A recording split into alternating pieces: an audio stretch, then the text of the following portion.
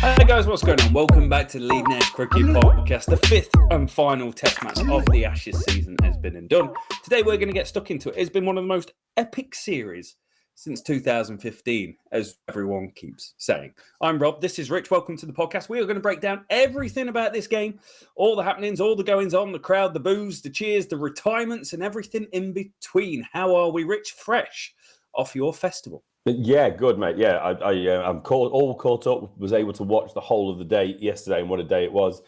Just to cap off an absolutely wonderful series, isn't it? Absolutely thrilling end to the series, and it was fitting, wasn't it? We needed that ending. We needed that real sort of closure on the series. And although it's ended in a draw, it just feels like one of the great series, doesn't it? Absolutely. I kept saying that word, didn't I, all the way through. Compelling. There wasn't a session that you wanted to miss or could miss. You had to keep watching all the way through to the end. And we're into August, Rob, and that's it. No more Test cricket. But we have been spoilt, so we are full, I suppose, for a little while.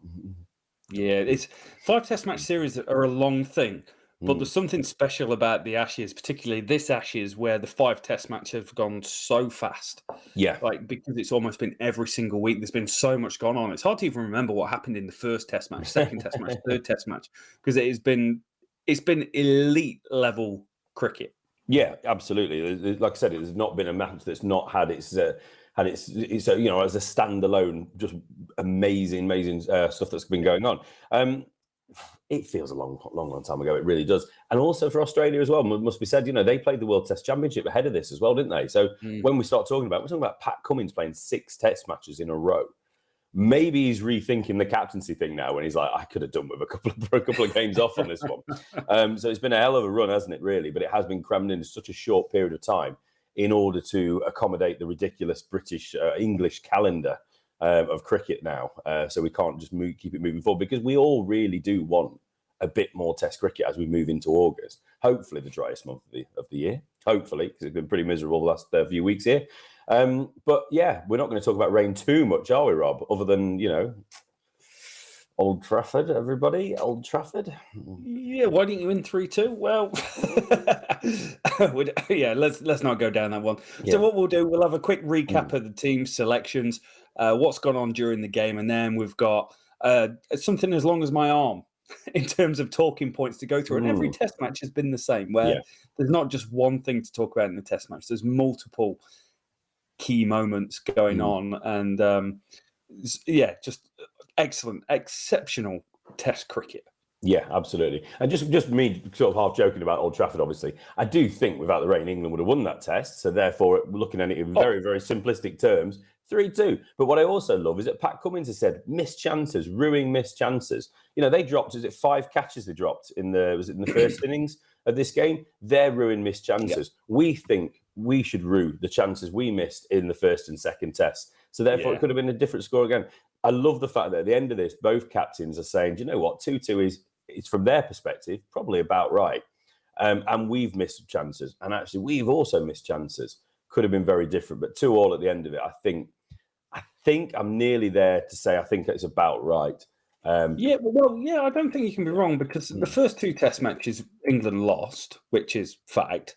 England played really well in periods, which is fact. But we were quite ineffective with the ball in periods, which is fact. We bowled about 20 no balls, which is fact. And we dropped more catches than Australia, which is fact. They were clinical, we weren't, and we ended up 2-0 down. We're playing against between Australia. Yes, they won the World Championship, but Australia, India, you've got the 2 best teams in the world. We're playing Australia, who's won the World Test Championship. And if you make mistakes, they will punish you. And that's what happened. Absolutely. And that's what needs to be remembered when we do finally look back over this series, and with a bit of time to give it some context. World Test champion Australia was the team that England were facing, not just some mugs that have rocked up. So it has to be remembered. So let's have a little look. So we go into this Test, don't we? England were unchanged, which I thought was a little bit of a surprise. I thought we love Jimmy Anderson. We all love Jimmy Anderson, but I mean, it was his birthday this weekend, wasn't it? So, we had to play him, really, didn't we? But Jimmy kept his place, didn't he, ahead of the likes of Josh Thompson and Ollie Robinson. But Australia made the decision they probably should have made in the 4th Test, and that was to bring Todd Murphy in, or keep him in, should have been, for Cam Green. I think that's the right decision. Cam Green, for me, has been very disappointing. I was looking forward to seeing this young future all-star all-rounder. And I'm sure he's got a great future ahead of him. I'm sure he'll be back in the team in no time for Australia, but I just have been disappointed with him. So Murphy came in, and we'll get to it, but I thought Murphy did okay.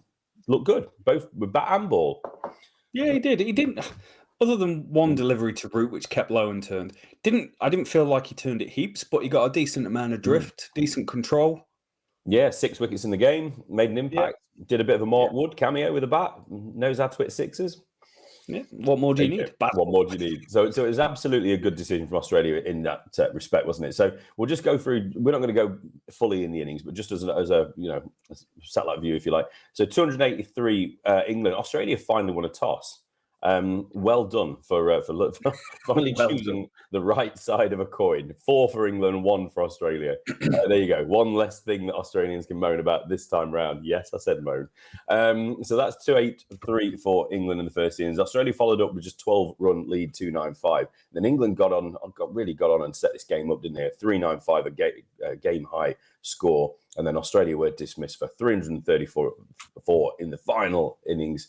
As we got late in the day, England winning by 49 runs, and in absolutely unbelievable style, obviously, with Stuart Broad taking those last 2 wickets as he goes into the sunset of his retirement, along with Moeen Ali as well. So this England team will certainly look very different when we pick it up again in, I think, January, February in India. Wow, we've got a long time to wait for Test cricket. Fitting end, don't you think? Like, if you could write how you're... right, the only change would be 3-2. At the Oval, but in terms of, hey, how did you finish your Test career? Well, the last ball I batted, I hit a 6, batted with my mate, which was good, and then I got the last 2 wickets, which won us the game, drew the Ashes, just absolutely incredible. I did a 12-minute podcast on Stuart Broad's retirement after he announced it on the weekend. Gave my thoughts on that. Essentially, I always put him down as a leave your heart on the field, give it everything you've got. Incredible. We did a really good talk afterwards, and what I always thought of Broad was he was always thinking and always improving and always getting better. He took time out. So I watched one of the games back in, I want to say 2016, where he bowled out South Africa. It could be slightly later. He was bowling 142, 143 clicks, so he was quicker back then. Different sort of bowler. I can remember him taking time out and trying to learn to bowl quicker. I can remember him taking time out to work on his technique. He was using weights with his bowling and really trying to work on getting his hand coming through. And obviously he's gone away this time and he's done a whole heap of work around trying to get the away swinger going to the right-hander. And 2015 really changed his approach to left-handers, looked at the data, came away and said, hey, I'm crap against left-handers, went around the wicket, worked on it. Like, that to me is ultimate professional. Gives it everything he's got, knows his game inside out, his strengths and weaknesses, and tries to exacerbate it and work on the things that he needs to. Just excellent professional cricketer, and one of the best to do it.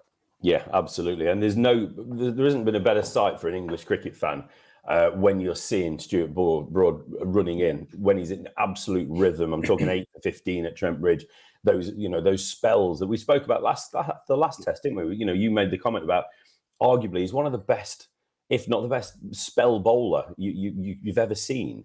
We weren't definitely the best of our generation. Yeah, and that's the thing, isn't it? It's, we've had a couple of people, saying about, oh, what about him? What about him? And it's like, yeah, that's a great conversation to have. It triggers that, doesn't it? And that's for another day, maybe. But the stats show it. 12 joint most 6-wicket hauls for England. I think he's joined Sydney Barnes with 12, and then Andy Zaltzman on BBC coverage, didn't he? He did a great thing where he showed that with most 6 wickets in an innings, ranked by average, he's got the lowest average when he does that, ahead of Malcolm Marshall, Derek Underwood, Fazal Mahmood, and Glenn McGrath. So again, that fits that argument that you put forward, really, that he is one of the greatest spell bowlers. So when he gets going and he gets on a run, the knees are pumping. Now we've got the fantastic the headband that stayed with him for such a long time after COVID, for superstition reasons, apparently. It's just a sight to behold. And again, I said it last time, but come on, Australian cricket fans, you have to begrudgingly respect this man. I know he was your pantomime villain for so many years, but if you can't get behind Stuart Broad at the end of his career and say, geez, what a good player he's been, what a great competitor, what a great fighter, then you're missing out on something. You're not really enjoying cricket as you should do. Glenn McGrath was one of my heroes. God, I hated watching him sometimes going through England, like knife through bud, but he was great, and I can respect that. And I don't see how people can't just look at Stuart Broad and what he's achieved and just say, yeah, wonderful, wonderful player. I'm glad he's retired. I can now like him. That's all you need to do. Yeah, exactly. I can Stay respect with me. Come on, Australia. Yeah, exactly. So just, what an end. And the fact that it was two left-handers, the fact that he was playing and missing, the fact that he then decided after two playing misses to Todd Murphy, I'm going to switch the Bales over because I think it might be an Australian superstition thing to switch the Bales around. He might have dreamt it. Don't know if that's a thing or not. If someone tell us if it is, please.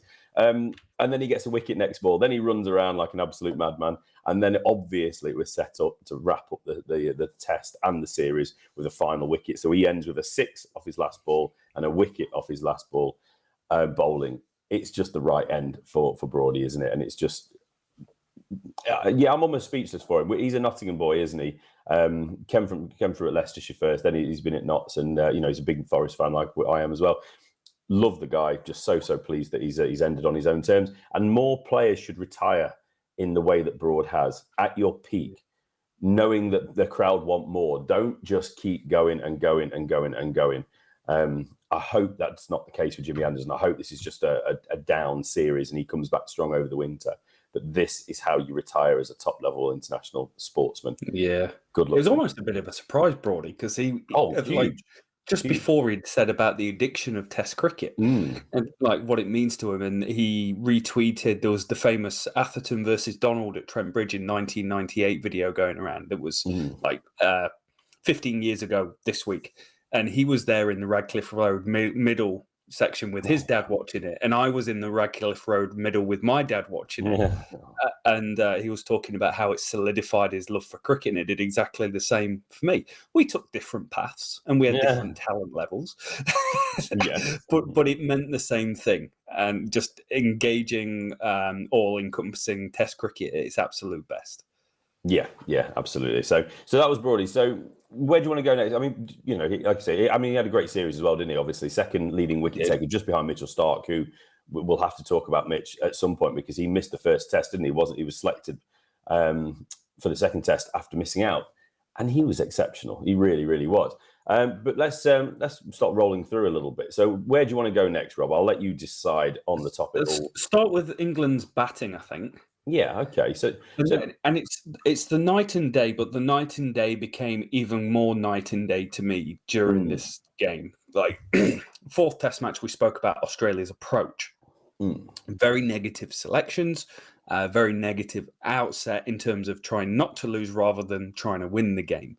Here, they made a slightly more aggressive selection, but when it came to the batting, it was a different kettle of fish. Like we have been tortured by watching England over the years, particularly to me under the Silverwood regime, which was where we seemed to really hit quite a low, particularly with batting. And we would bat 100 overs and would score 200 and would be all out because we're 40 for 4 every single time. Here, first innings, this is what the game's about for England. They scored at 5.17 an over. They scored 283. Which is a very reasonable score, and they did it in 50 overs. So it doesn't matter that they batted 54 overs. The fact is that they've got these runs on the board. I thought Harry Brook was exceptional, absolutely exceptional in this, and to be fair, has been exceptional all series without having a breakout session. He's the only player in the series with 450s to his name, but average 40, strike rate of 78. Time and time again, yes, he got out that way where he's outside leg and he got caught at cover off the short ball. Like Michael Vaughan is like, he's got the potential to make the impact of a Peterson in the game. To me, Harry Brook is probably England's next biggest thing, and we've witnessed a great start to his Test career. And the guy's just averaged 40 against the best bowling attack in the world in England. Yeah, absolutely. There's such a high ceiling on what he's going to be able to do. And these sorts of knocks where it's 85 off 91 doesn't feel like it's fast because you're so used to him scoring at 100 strike rate and you're so used to how fast this team scores. But it was incredible in an innings where no one else scored 50 as well. He scored a run of ball 85. Yeah, absolutely, and that's the thing. Like you said early on, there was the ridiculous dismissal, wasn't it? When England were a little bit skewed in their batting, they didn't really know. I don't think they didn't quite have the approach nailed down. I don't know what that was, whether it was the circumstance of the Ashes or just wanting to, posturing. Could have been all those things. I don't want to say arrogance, but maybe there's a hint of that a little bit, saying we can do this against anyone. They had to find a better way, didn't they? And even in this innings, we look at that. We'll talk about Duckett and Crawley in a minute, because we've finally, I think, at the minute, got a conversation where we don't have to consider another opener, which is absolutely wonderful. It's always ever wanted. But Moeen Ali, he played pretty well, didn't he? He hurt himself whilst running, so he had to play a slightly different role. But he was very watchful, and again, he had developed his role. I know he was batting lower down, but he looked like I don't know, I'm going to be here for about 20 minutes thinking I'm playing a T20, and I'll be out for about 15 or 20 if we're lucky. Yeah. By the end of the series, when he put himself up to number 3, he suddenly batted like Moeen Ali can bat, like he did before he came in the England team. Because let's not forget, he was a top order player before he became in the England team as a spinner who can bat. So they all looked good, didn't they? And then Brook was streaky earlier. I think there was a chance went down, maybe to Carey. I think it was a tough chance. Khawaja, there was nearly a chance went to Khawaja. But then Brook got going, and he was just imperious. Just playing round the wicket, wasn't he? Just working the angles. Using the pace of the ball, but when he lumps one as well, I think was there a 6 down the ground off him? I don't know. It's just really funny. You've got a Major League Baseball hat on at the minute. I just love the fact that he's got a MLB sticker on his bat when he plays some of these shots. You see the follow through, looking like a baseball player. Yeah, he did a video on the MLB YouTube channel. Yeah, I think Cardinals, was it? Cardinals on the day. But he had a swing, mate. Yeah, he was pretty good. He had but you'd expect it. What about England's openers? So even before this series, we were having the Zak Crawley debate, and people were like, "Oh, we need to get Ben Compton in, or we need to do this, we need to do that. Ben Stokes should open." Like all these different scenarios, because we wanted. We're a long time since we're forgetting that we wanted Ben Folkes to bat at number 7. But Crawley and Duckett, to me, have been. This is the most exciting opening pair that England have possibly ever put together. Yeah. The chalk and cheese nature of their heights is incredible. The chalk and cheese nature of their how they play. Crawley really on the up. And Duckett just with his bucket hat right on the back foot, and even if he goes front or back, there's not really that much change in the inception point of where he plays. It just works so well. So both of them incredibly dangerous, put the bad ball away really well, and the rotation of the strike and the understanding that I think they've got between them is really strong. And because Australia pushed that field back. They just keep churning out these 50-run partnerships time and time again at the top of the order. And the 50 for none off 10 overs, you're behind the game. Yeah, and I know it would be nice to see them both go on every innings to keep, but what you're asking first and foremost for your openers is to see off a little bit of that new ball and put on a partnership, get the innings off to a start. And if you're getting a 50 start every time, yes, you'd like to see them both go on a bit more, like Khawaja and Warner did in the second innings, 132 plus, wasn't it, for them? But you are going to get a good ball occasionally, and when you are being quite positive, you are going to get yourself maybe out occasionally. But Duckett, he's probably the one that's gone into the shadows a little bit because just of how good Zak Crawley has been. 480 runs for Crawley at 53, 102 50s. He's got rid of that conversation, hasn't he? And he looks a more confident player. He looks more compact. We've not seen quite as many wild shots, although he has flapped around a little bit when the length has been right by Australia. But that's probably a little bit of a criticism of Australian bowlers to Crawley. I think it is. You're not bowling in the right areas to him. Yes, he's played absolutely fantastically well. But are they going to go home and when they look at the film, look at the data? I say data. Rob says data. Sorry, it's a Kiwi thing. Apologies. They're going to rue it. I think they're going to be like, we probably could have had a better plan for him. But with Duckett at the other end, like you say, different player, 321 runs for him, 250s, averaging 35. That's a pretty good series for Ben Duckett. Before the Island test, time we had an opener average 35, mate? Wow. Okay. Yeah, I would love that. I mean, it's 10 plus anybody else, it feels, doesn't it, who we've tried over the last and the thing is, because we're 50 for none off 10 overs, I think their average as an opening partnership is over 50. It's an incredible record they've got. Like, we're no longer 20 for 3 off 20 overs or 25 overs, like completely bogged down in games. We're the ones pushing it. It's just so good to watch. Yeah, it always used to be when you got to lunch on the first day, if you're batting first, if you're about 80 on the board, you've had a good morning, and maybe a couple of wickets, 3 wickets. It's not the end of the world, it's probably honours even at that point. And we're, if you did lose 3 wickets, the way we score now, that could be after an hour.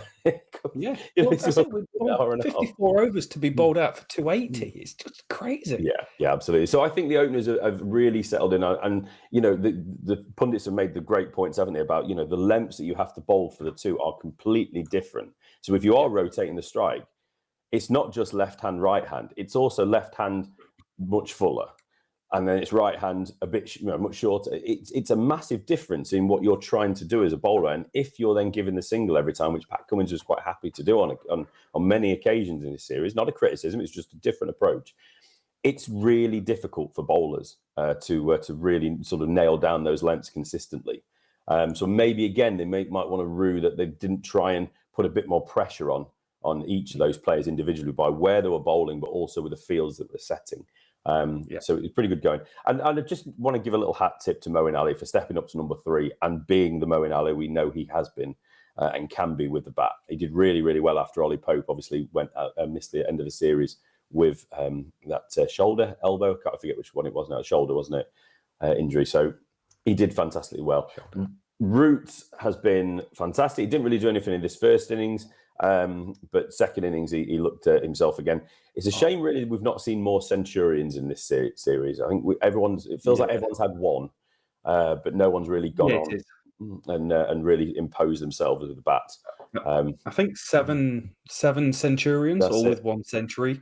Root, remember, he was on 118 not out when declared in that first innings, first test. So he might have got a biggie there. And both times, like this one spinner, like almost rolled along the floor, and he got cleaned up in like for 88 or something in the previous test with one that rolled along the floor.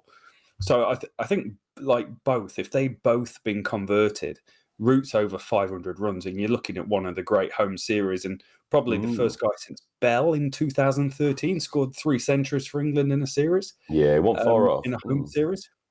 Yeah, absolutely. I just thought he's so good. The pace that he plays at as well. Yeah. Like he struggled originally with Bazball, trying to work out his role and trying to work out his flow, and he has got his flow nailed down. He scores at like a 70 to 85 strike rate, somewhere in between there, depending on game situation, depending how he's going.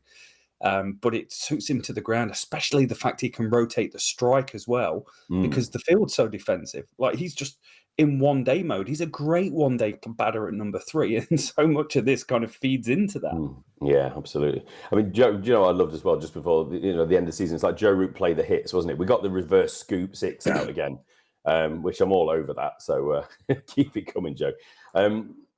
Yeah, England overall, I thought battered consistently, and I think that was key. And it was certainly after the first 2 tests. First 2 tests, it was a little bit too gung-ho, wasn't it? But then they knuckled down.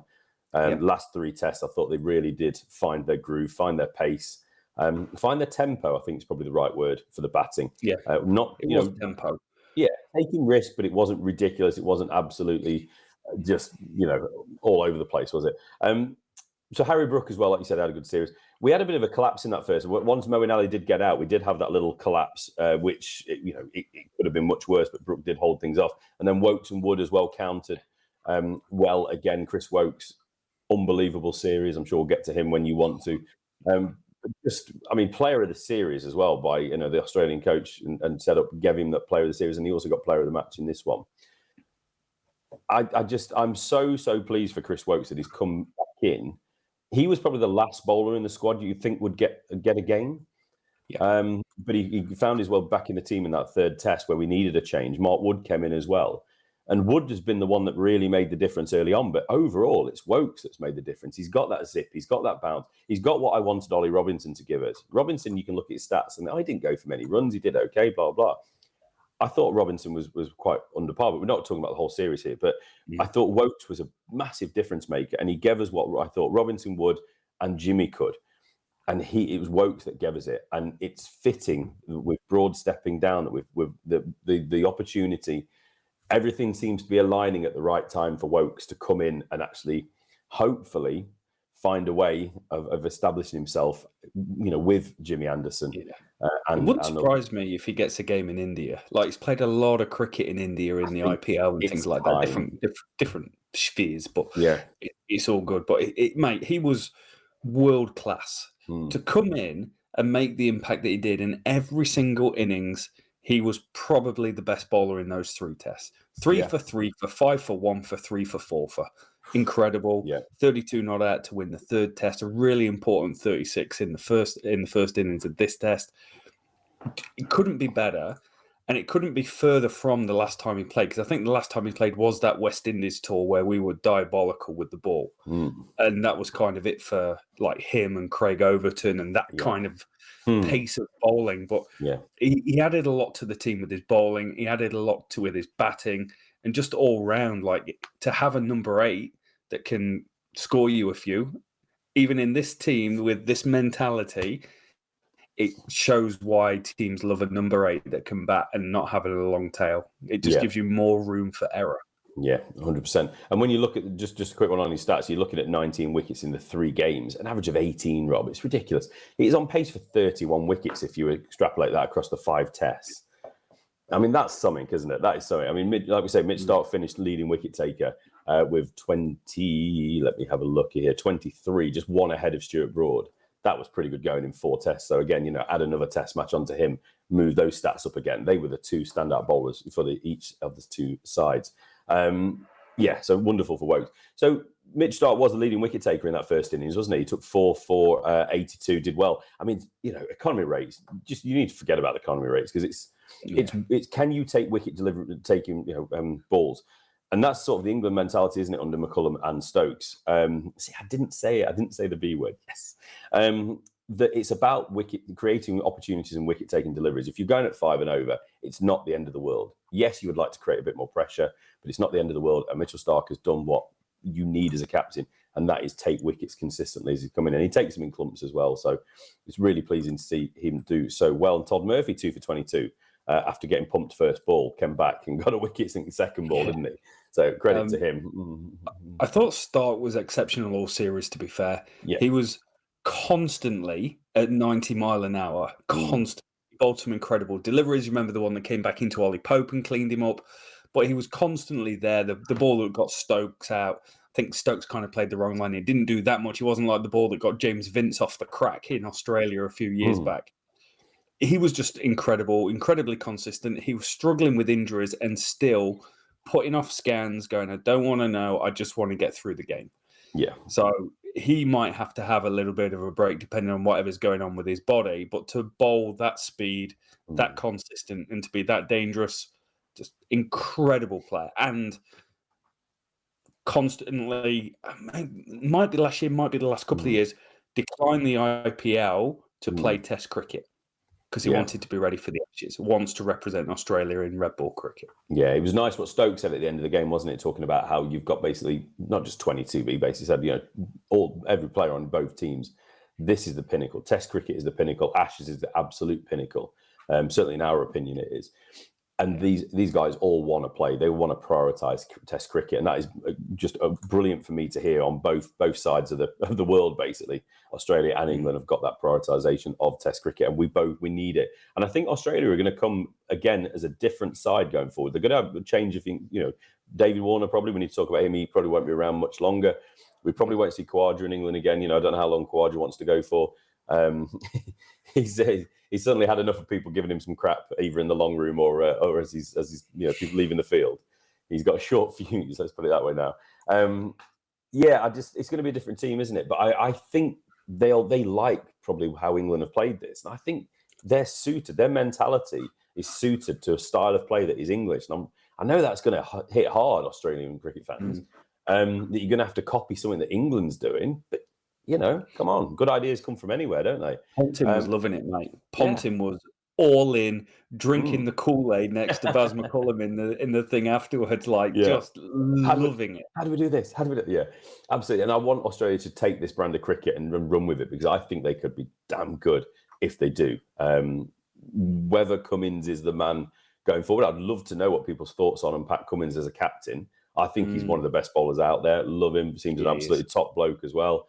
But is he the right man to lead Australia into this new era of cricket, where maybe we do need a slight change in approach if they want to keep up with other nations as players age? Let's put it that way. Yeah, and like you said, turnover of staff, like turnover of personnel is going to be huge for this team to potentially replace both openers.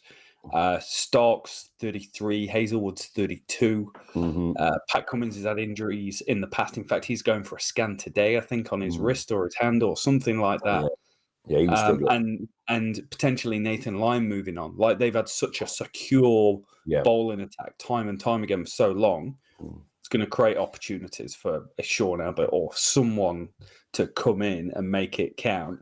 And remember, Scotty Boland was the latest and greatest thing. He's an incredible start to his career. Got hit out the Test series. They weren't going to go back to him because he was hittable for England, even though he was bowling at 86, 87 mile an hour. Yeah, 2 wickets in his two appearances, wasn't it? Not exactly what you wanted from that, but it gave the opportunity to others, didn't it? And Starc in particular absolutely grabbed that. So moving on, Australia's. So I mean, we're kind of talking. We're not going perfectly by the scorecard here, but it's worth just going into Australia's innings a little bit, isn't it? They finished 12 ahead in that first innings, and really, when you look at it, Khawaja and Warner made a really good start. Steve Smith was again, you use that word for Brooks, right? Imperious. Steve Smith was. He just was the glue of that innings. Middle order. Travis Head's been pretty consistent. He's done a little bit of a Harry Brook in his own style, hasn't he? He's hit plenty of 50s, made a lot of good starts, but we've kept saying it. I've been waiting for that Travis Head big innings, that defining innings of this series. Go and get yourself 100 plus, and get Australia in position to win a game. And he's not quite done that. Carey as well with the bat. He started the series pretty well all round. His keeping was exceptional. Then we had the whole nonsense with Johnny Bairstow, and we say nonsense because if anyone was just finding us for the first time, it was out. There's no debate or discussion here with us. We both agreed it was out. Johnny, what the hell are you doing? 100% out. Stop whinging. But Carey was clearly impacted, and they spoke about it on commentary as well, about what a mild-mannered guy he is, and I'm sure he's a tough competitor. He's playing Test cricket. He's a professional sportsman. He's obviously a tough guy, but he's definitely been impacted because as this series has gone on, he's struggled more and more. His keeping's still been good, but at the start, it was excellent. His batting's been okay, but before, it was very good. So, that middle order, I mean, talk about it if you want a little bit, Rob, with what you're thinking there. Marnus has done pretty well. But if it wasn't for Khawaja early on and Steve Smith as we move through, it's been a little bit under par and a bit disappointing, I think, last couple of tests or last 3 tests for Australia. I think their batting is... Given that Jimmy Anderson's played 4 test matches and not really performed, I think their batting is massively underperformed. Khawaja's been exceptional, but Khawaja's been exceptional since his recall 18 months ago. Most test runs in that period of time. Smith was good, but we kept finding a way of getting Smith out. Yeah, we did. Yeah. Every time he got a start, he got 110, sure. But every time he got a start, we found a way of getting him out. Marnus, lots of starts. We kept finding a way of getting him out. Yes, he scored 100 in, I think it was the 4th test. But we kept finding a way to get him out. And he finished the series averaging 32. Marnus averages 50-odd in Test cricket. Steve Smith averages 37. In the series, averages 60 overall in his Test career. Like, I thought England did a really good job in those middle overs and Stokes needs a lot of credit for that, for the tactics they came up with, for constantly not letting the game drift. Stokes is brilliant at that. There's always thought going on to how are we going to get a wicket. And other than Khawaja, no one else really registers as having an exceptional series. Head averaged 36. Mitch Marsh averaged 50, but outside of the 150, the 100 and the 50 that he scored, there was a couple of low ones thrown in. Carey averaged 22. Cam Green was a walking wicket. Still not sold on him as a top 6 batter in Test cricket. Very blocky and rigid. in his approach, not quite there with that. And I actually think we did a really good with Travis Head. I say we in the lightest term, but I thought we controlled him because the World Test Championship final, he blew India away, and he was one of the reasons that they went and won that. He was incredible in Australia. It looked like he kind of got rid of the hoodoo of I can't score runs overseas, but that's always a thing for Australians until they go and score runs in England in the Ashes. Like they're always going to have that because they're so good at home. But I thought we did a good job of controlling Travis Head, and we got better at it. We came a little bit less one-dimensional as the series went on. Yeah, I'd have to agree with that. Yeah, Smith, he was getting himself in those half centuries, wasn't he? But just not quite going on enough. Really for what Australia did need, but that was more because there was deficiencies within the rest of that middle order. If you focus on it even more, but that first innings, he was running out of partners. He was the 8th wicket to fall. He was there right through holding that innings together. If we'd have got him any earlier in the first innings, England probably would have had a lead of maybe 100. But again, could have, would have, whatever's. Todd Murphy, I did enjoy his batting. I've just got to say that 18 runs off 39 deliveries and 3 boundaries, wasn't it? He looked really good. As the second innings, he got himself. Oh no, I'm looking at the wrong innings there. Sorry, the first innings was when he hit the sixes, wasn't it? Sorry, just scrolling 34. The scorecard. Yeah, 34, including 3 sixes and 2 off 39. That was the innings that was fun as anything. Hooking Mark Wood, was it? All 3 sixes off Mark Wood, I think I'm right in saying. Yeah. Just absolute great entertainment that was to give Australia the lead and take them, and just keep things going for them. England with the ball. Jimmy, I just want to focus on Jimmy. 1 for 67 off 26 in the first innings of Australia, and then he followed it up with none for 53 off 14. It's just been a series that just every innings it's been pretty similar. First test was what it was. But as he goes through, he's bowled. When you actually look at him, his bowling, it's okay. He's looking all right. He's not really doing anything shockingly bad. I don't think he's had the rub of the green. I don't think he's had much luck. And every bowler needs a bit of luck. You bowl good areas. Yeah. If you're playing and missing a lot, unless the ball's swinging ridiculously, if you're getting the batters to play and miss, you're doing something right. And it doesn't take much to get a nick, really. But he just can't seem to find it at the moment. So. No, he can't. There were some stats from CricViz that said his seam movement was down 25% compared to his yearly average in the series, and his swing was down. And it didn't look like it because he's a big swinger of the ball, and it just didn't look like he was really moving the ball that much. And he's not that slow. Like he's still bowling 81 to 83 mile an hour. Yeah. Just 1 mile an hour off where Chris Woakes is around that 84 mark. But it just kind of stood out a little bit. Like Woakes was hitting the pitch a little harder than what he was. It just wasn't his best thing. Like I think he gave a good interview. It might have been after the 4th test or some point during this. He's like, you hope you're not going to have one of those series in the biggest series. Like you can't be exceptional every single time you take the field. And unfortunately for him, it has been in this series because of his age. You go, oh, is that him done? And because of his age, you go, oh, should he retired with Broad? But Anderson knows his body, he knows his skill level, and he knows how long he can go. And he's managed to manage it for 15, 16 years in international cricket, constantly there or thereabouts. His record against Australia is poor by his career standards, but still the GOAT. Yeah, and the thing is, we might not see him again against Australia. That's where we're at now, isn't it? In a couple of years' time, we'll see where we are. He's absolutely staying. I think the conversation has obviously changed dramatically. We've been hinting, not like we know anything, but we've just been hinting as we go through that. I wonder if this is the last time we'll see Jimmy Anderson play for England because of the way he's been. He's seemed a bit down on himself, a bit frustrated, not had that look. Maybe he was thinking the time's coming. But with Broad going, that's, even if there was a question over Jimmy, it's like, no, Jimmy cannot retire yet. We need Jimmy to keep going just to be that link through in the attack. You can't have both of them go at the same time. To replace. So Jimmy is absolutely key going forward now. I hope he can find that little bit of luck or whatever that little something is that gets him back in the wickets again. But I think he'll be ready. I think maybe if he'd have had an okay series, he might have been maybe not as eager to go and do a 5-test series around India, which is a long old tour in time. But I wonder now if he's going to be sitting stewing for the rest of this year, isn't he? Just ready to go and prove himself again over there. Yeah, I'd say so. He'll go and do some work on his bowling, some work on his body, spend some time with his family, and just get himself ready for another tour. Yeah, absolutely. So England got 283 in 54.4 overs, Rob. Australia responded with 295 in nearly double, 103 overs. That is so telling, isn't it? And that's been one of the big differences of this series is those economy rates for the bowlers of comparing each team, and obviously the strike rates for both batting teams. Massive difference in that. If there's anything you want to pick up on there, if not, we'll roll it through. No, England. Oh, it might have been during that innings, but there was the whole crowd debacle of Khawaja and those guys. I missed that, thankfully. And it was almost like a Simpsons moment where you've got this guy in the crowd going, "Boo, boo, you're boring." Like, it was so pathetic. It was just pathetic in the crowd. It was someone being pathetic. Australia reacted and were like, "What are you on about, mate? Sit down." Like, the guy in the crowd looked like an idiot. Yeah. And that's the thing. Booing overall in this series, we spoke about beforehand, it's like it's got pretty old pretty quick for me. The booing of Steve Smith is like, okay, at the start, I get it. Yeah, Steve Smith, boo, bad man. You brought sandpaper or whatever, isn't it?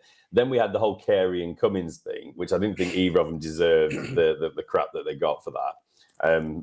Absolutely, Pat Cummins was right to not, withdraw the appeal for that run out stumping, whatever you want to call it. It got a bit boring, but we had the borishness at Lords, didn't we? Which was completely pathetic in the long room. I didn't see this. Like, I was away at the weekend, so I watched highlights, and then I watched the whole of the final day.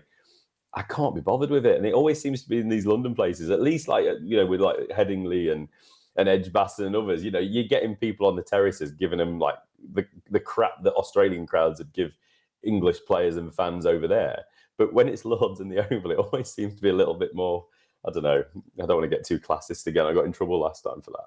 But it just seems to be a little bit more boorish. I don't even want to call it banter. I don't even know what to call it. Nonsense. It's pretty average behaviour. Yeah. Like, geez, you paid your 80 quid. Well, right, you paid your 150 quid for a ticket in London. Just enjoy the day, mate. You're not... Yeah. I don't know. I wouldn't have enjoyed someone being like that. If I go to the cricket, I just like sitting and watching the cricket. Like, call me boring, but I'm there to watch the cricket and enjoy it. Like, you're watching elite athletes. Yeah. It's the same as football, like booing your own team. Like, I paid 25 quid to go and watch a game. You might lose 1-0, but crikey, just enjoy the day.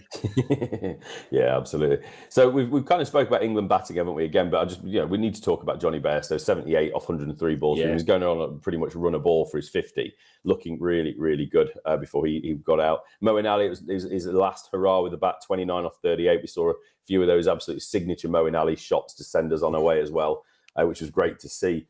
Then the tail did not wag for once for England with Wokes, Wood and Broad. And then it takes through to that end of that innings, doesn't it? On the start of the fourth day, would be right, wouldn't it? With Broad coming out to bat with Anderson for that final time, the guard of honour, which was absolutely wonderful to see. I know it generally happens, but we can all argue, we can all moan about this, that, and the other on both sides. But the respect that these teams have for each other, I think, is quite incredible. And it shouldn't be underestimated. And it's lovely to see that guard of honour. It's lovely to see Broad and Anderson coming out again. Broad writing his script. The last time he walks out to bat, it's with Anderson at the start of a day. Yeah. He then obviously the last shot he plays is a 6 before Anderson the next over got himself out. It's lovely, isn't it? And just warm and fuzzy feeling for Stuart Broad to finish his career the way he did. Yeah, a good moment for them. Yeah, and again, Mitch Starc, we're an England-focused podcast, so we're going to keep talking more about England. But Australia, they've played their part. 4 for 100 again for Mitchell Starc to go with his 4 wickets in the first innings. 8-wicket game for him. And then Todd Murphy, 4 for 110 off 22. Wonderful, wonderful bowling from him over the innings. And it gave them that, I don't want to say control, but it gave them that option and gave them that way of rotating the seamers that they needed in the last test at wherever the last test was, Rob, Old Trafford. It just makes a bit of a mockery of not trusting your young spinner. I'm sorry, Nathan Lyon's injured. You can't play him tough. You need to play. I've seen a lot of Aussies moaning, going, "Oh, they did so well because they didn't have Nathan Lyon." England didn't have Jack Leach For the whole series, who bowled like 35-40% of the overs. The same role Nathan Lyon does. Both teams have had to adapt. Yeah, absolutely. And we're not saying Nathan Lyon is basically Jack Leach or vice versa. Don't worry. But it made a huge impact at England as well. We had to go to a guy that had been retired and was only playing T20 cricket as our frontline spinner, and who couldn't keep his finger intact for more than a few overs initially. But it was great to see Moeen, have a little bit of a swing as well and a dash at the end. But it was really Moeen with the ball, wasn't it? Which we'll get onto, which was really impressed over the series. So final innings of the game, final of the series, for day 4, Warner and Khawaja. Really, it was looking ominous for England. They put on 140 in the end. It was 132 overnight, wasn't it, where they got to as a partnership for no wicket, chasing that big old score of, what was it again now, Rob? Let me have a look. It was a target of 384. And when they're at 132 for non-overnight, and you're picking up and you're kind of going, okay, this is going to be an interesting last day. Still got plenty of runs to win, 246 still to win. But before we get to that, the second thing that I've heard that is a bit of moaning about, Ricky Ponting was losing his mind over it. We had a ball change. After 36 overs, Australia 128 for non off 36 overs. So the ball has been given a little bit. And it was not the nicest looking ball in the world, but one of the photos they showed of it was like clearly the side that they weren't working on. The other side was real shiny still. But they swapped it for a ball that was nice and shiny on both sides. It looked a different nut altogether, didn't it? And there's been a collective losing of minds over that ball, apparently. It sounds like the Aussie media, which is not much better than the English media, certainly the print media I'm talking about here, it sounds like they are absolutely turning into, as they can over in Australia when things aren't going their way, whinge. Well, like a lot of the comments we've had is finding excuses. Oh, sorry, we've not spoke about Australia. We've not given enough credit. We've given more credit to Australia in this series, I think, than most sort of outlets have. I can't imagine many podcasts that have been giving Australia, certainly English-based one, the credit and the respect that they deserve, like we have done. But we still get the whinging comments that you like to call us whinging pods. But geez, how many excuses do you want, guys? So the ball got changed, Rob. I mean, yes, it did. So the ball change is a gamble all the time, every single time. Like the one point during this game, it might have been that second innings, the old ball was hooping around, and it's like, don't take the new ball, don't take the new ball. And I can't remember if it was England in New Zealand or it was Sri Lanka in New Zealand this year, where the ball went out of shape and it was doing bits. They took an old ball, and for the next 50 overs, the ball did not move one iota. So it's a complete gamble when you change the ball. You don't know what you're going to get. It's never going to be exactly the same as what it is. And lo and behold, one day it actually came out trumps. Yep. Yeah, absolutely. I mean, it was clearly a different ball, but let's remember, it was the umpires that chose the ball. It's nothing to do with the players.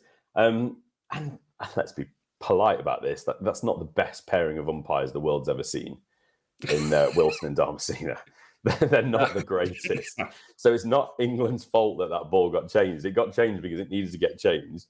And yes, it had an impact. Yes, it made a difference. But like Rob just said, it doesn't always, does it? So no, it doesn't. In fact, most of the time lately, I've seen it not make a difference. In fact, the opposite in here over in New Zealand. Exactly. So Australia in that fourth innings, they started, day 5 so well. I'm joking. They started the innings so well, but day 5, England started really, really well. So we got a wicket early, didn't we? 140. It was then 141 for 2. It was then 169 for 3. Sorry, but then Head and Smith came together. It's a credit to Warner, credit to Khawaja. Marnus 13 off 33. And that just reminds me, we can't let this go without reminding everybody that Marnus scored 9 off 82 deliveries in the first innings. Made Dom Sibley look like, I don't know, Viv Richards in comparison. Marnus did not. I think he was moaning as well about the light in that first innings when he got out as well. So that's another thing we can add to the moan list. And Broad did his bails as well in that innings. Turned his bails over and got him next ball. Beautiful. Done it twice. So it was Head and Smith, wasn't it? That it was starting to look ominous again. We went off for rain. Still plenty to win. And it was at that point, I suppose, I was a little bit worried. I don't know about you. What do you reckon? Yeah, I was actually. I was Mm, concerned.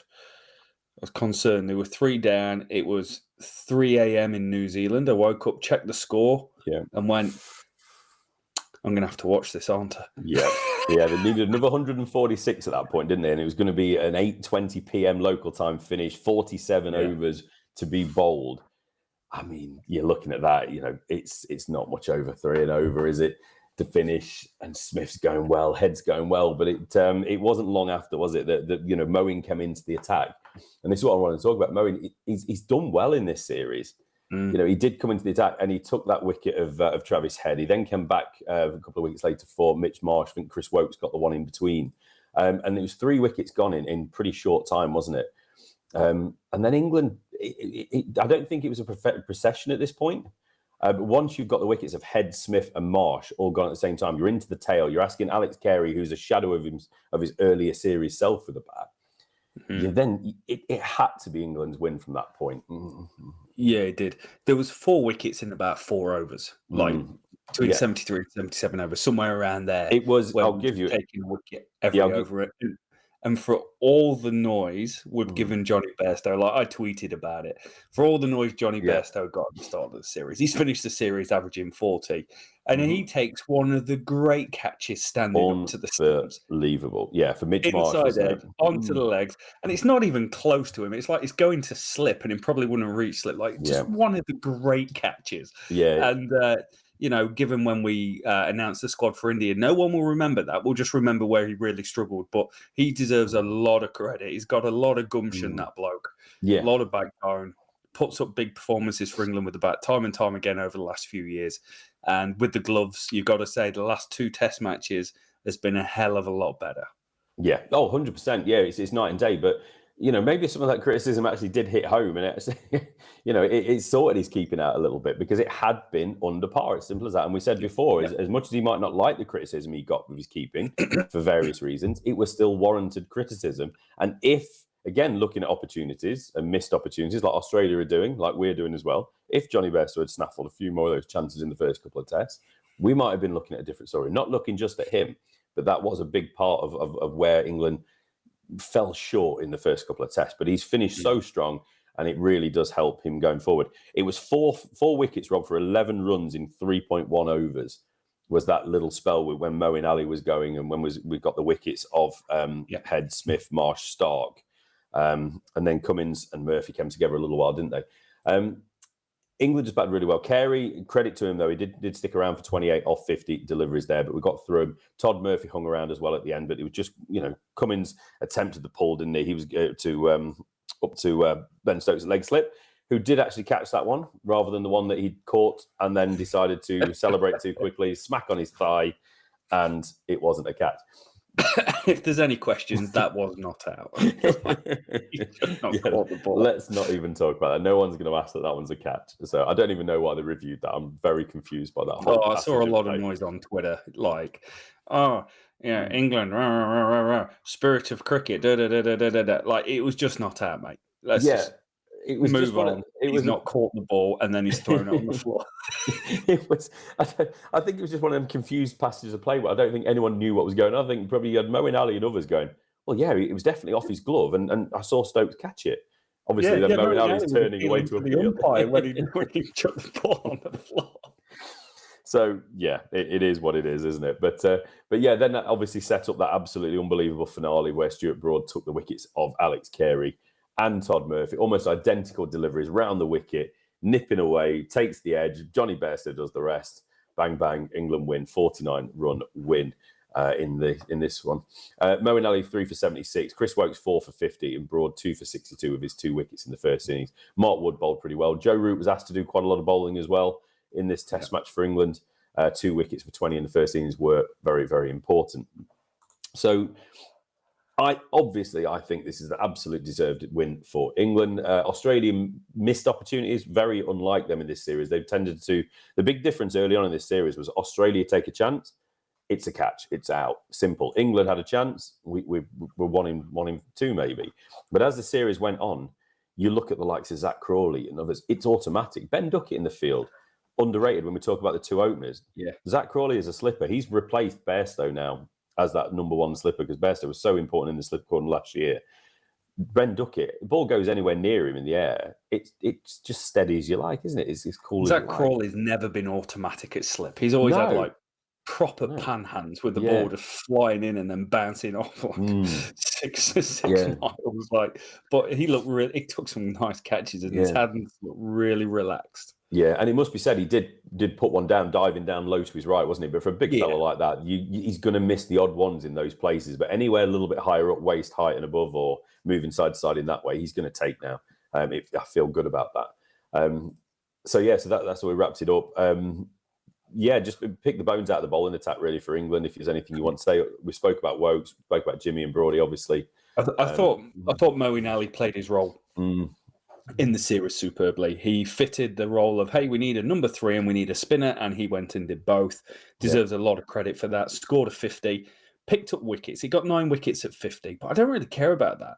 He got Marnus and Smith out in one innings and then got 3 wickets here, and he averages, I can't remember, like he averages less than 1 in the 4th innings of test matches. He's got a crazy 4th innings record, a bit like Jack Leach. Jack Leach has got averages about 3,000 in the first innings, right? It's near a 50, but he averages in the 20s in the 4th innings when you really need him, and gives you the control in the first innings. So I thought it was really good. I thought England's bowling on a whole was reasonable. I thought Joe Root punched above his weight, 6 wickets at 28. Bowled 53 overs in the series. That's quite a lot. That's twice as many as Ben Stokes. It's more overs than Josh Tong bowled in the one game he bowled. And Josh Tong was great in that first game that he bowled with pace.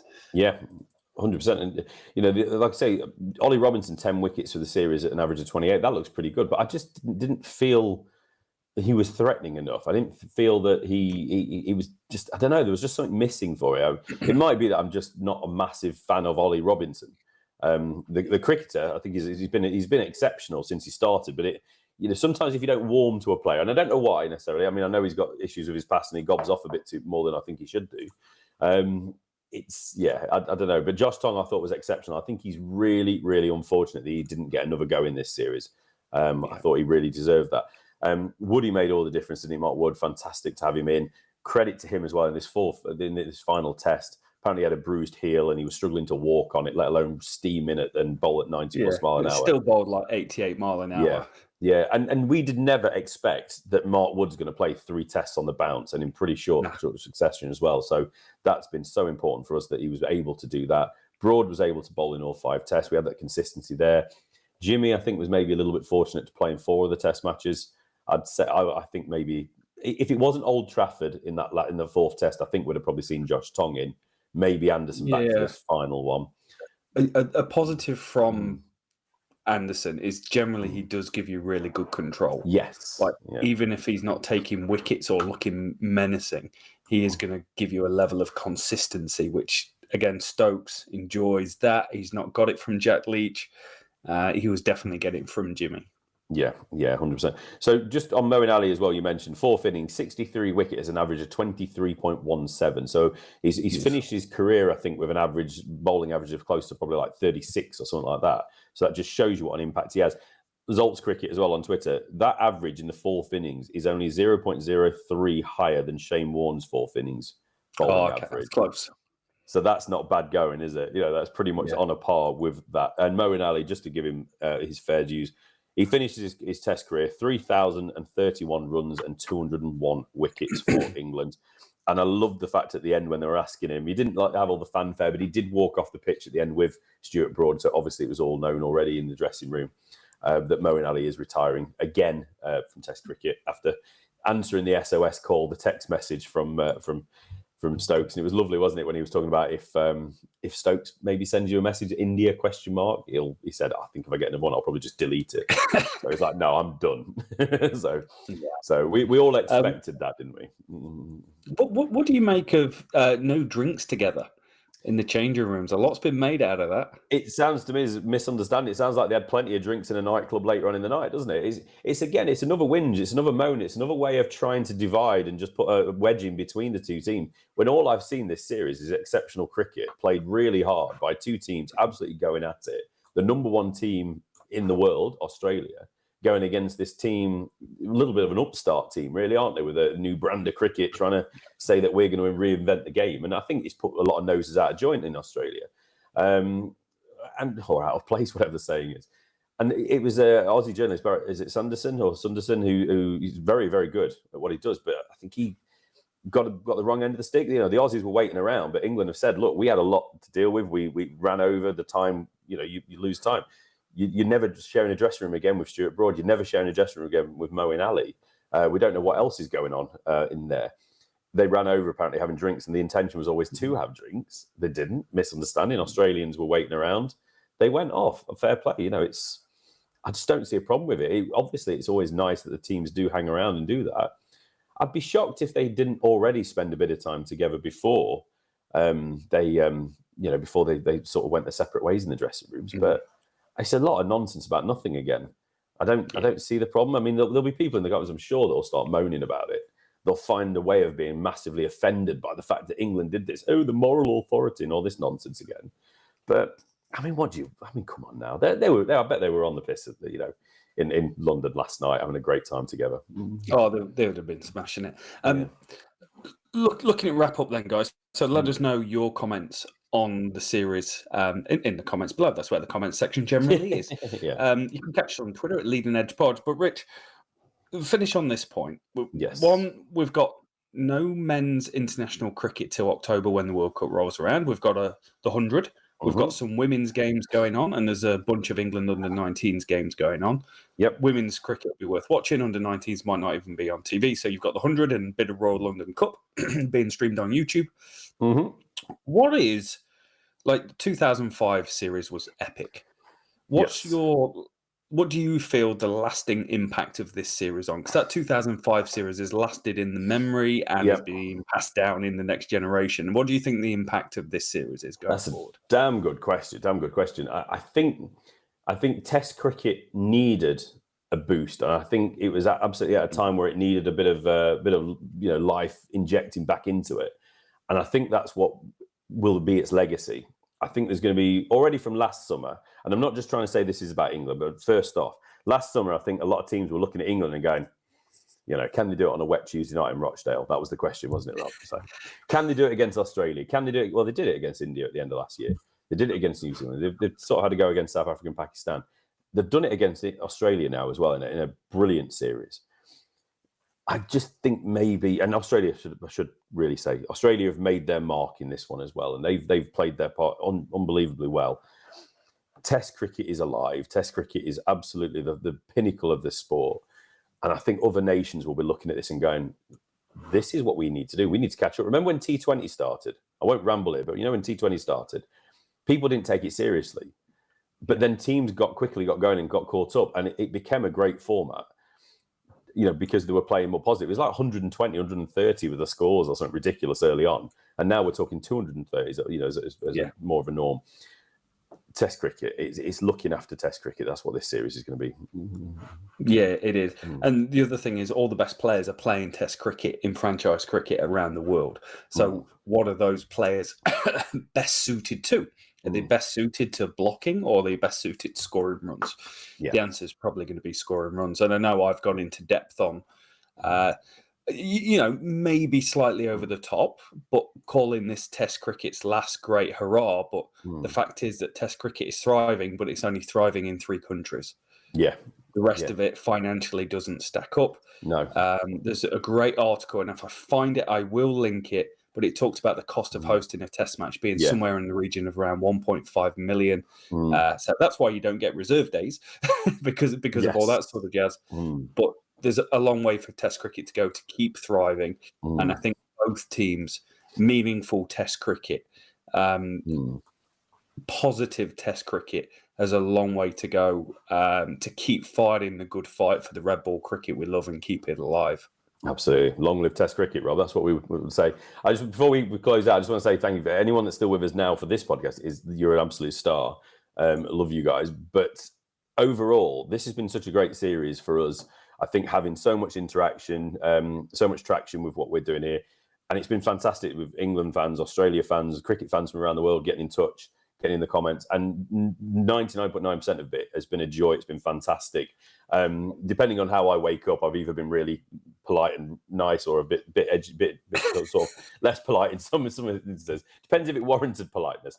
But overall, it's been an absolute joy for this series, to watch it, to read about it, to talk about it, to read people's views on how we're approaching it as well.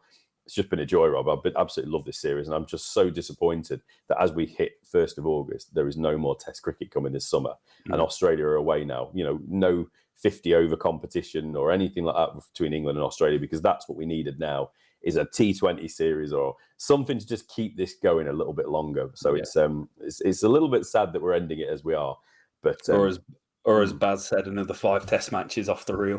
Yeah, sod it. Let's go. Let's have a 10-match series, guys. Baz, like he's my best mate. Baz, I trained in the gym with you once. Baz, yeah, that freaked a few people out last time you spoke about that. So. Yeah, it did, yeah. So cool. Thank you so much for listening, everyone. It's been great fun. One of the great Ashes series. Ashes series are always, as an English cricket fan, the pinnacle of Test match cricket, and this has more than lived up to the expectations that we've got about the series. 2 Titans going at it toe for toe for 5 incredible, enthralling Test matches. So thank you so much. We'll be back again. We're going to do a player ratings series, and then we're going to do one where we're looking forward to the winter, where England have got a World Cup coming up, and we've got a tour of India, which may or may not go very well, considering India have not lost at home in over a decade. So thank you so much for listening, everyone. We'll catch you soon.